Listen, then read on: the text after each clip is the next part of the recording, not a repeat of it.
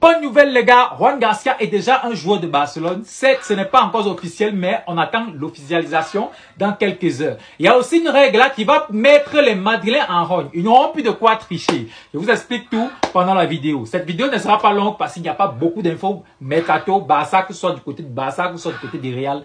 Je ne fais pas pour tous les clubs. Voilà, je fais rien que pour les deux clubs là.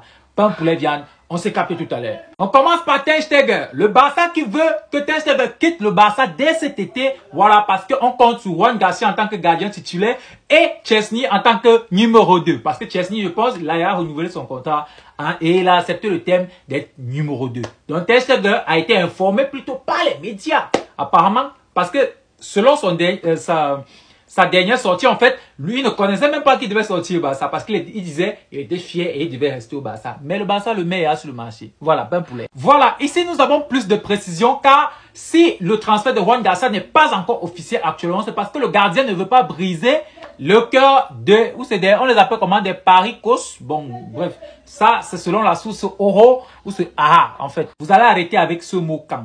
Optimiste, le Barça est optimiste. Il se dit optimiste pour Nico Williams, c'est ça, c'est pas fait. Voilà. On passe le temps à nous saouler avec le mot là. Voilà. On dit quant à la conclusion du contrat, de l'accord avec Luis Diaz, le Barça est très optimiste. Voilà. Il est convaincu qu'on aura le joueur, mais pas aux 80 millions demandés parce que le joueur veut partir. Sa femme a déjà fait les adieux, mais on ne partira pas sur ça à 80 millions. Voilà. Du côté des départs, on n'a même pas 16 millions. Ah, bon. Bon, du côté du départ, pourquoi on manque trop les joueurs moins chers? Bref, du côté des départs, on a Alex Valle qui est parti à Cône pour 6 millions. Ça, c'était sa clause libératoire. Il y a Todibo, celui-ci était même encore au club. Ça m'étonne même là. Tu es encore au club, il est parti à West Ham pour 8 millions. Voilà. Petite prévision de l'équipe qu'on pourrait avoir l'année prochaine. Un Juan Garcia dans les cages, voilà. Ici, là, par exemple, à la place de Rafinha, on pourrait avoir soit Rafinha, soit un Luis Diaz. Et le Rafinha, par exemple, passe en 10. Hein? Olmo, il saute un peu parce que c'est un biscuit.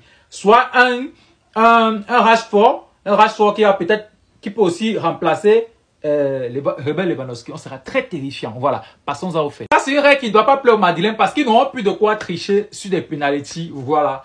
Ils ont fait en sorte que ce pénalty a tellement fait, on a jacté sur les réseaux que la FIFA a décidé de la modifier. On dit la règle du double contact sur le penalty va être modifié après que la tentative annulée de Julián Álvarez. Voilà.